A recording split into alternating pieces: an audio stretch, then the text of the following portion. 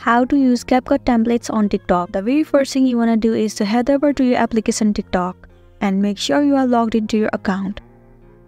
At the top right corner, tap on the search bar. In this section, you need to search for CapCut templates and then head over to it. Different templates will be visible to you. Tap on any one of it. Well, in this video, you can see that it says try this template. From here, search for the template that you want to use. So let's say you want to use this template. Tap on this try this template. Once again, tap on use template in CapCut. Click on use template. Now select the video or the photos that you want to. And then tap on preview at the bottom right corner.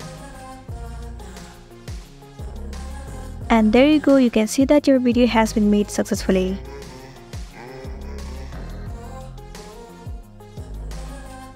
Well, you can also change the text if you want to by tapping on text right here. And once you are done, you can simply tap on export at the top right corner. It will save your video to your gallery and you'll be good to go. So that's it, and this is simply how you can use CapCut template on TikTok. I really hope this video is gonna be helpful for you. Thank you for watching it till the end.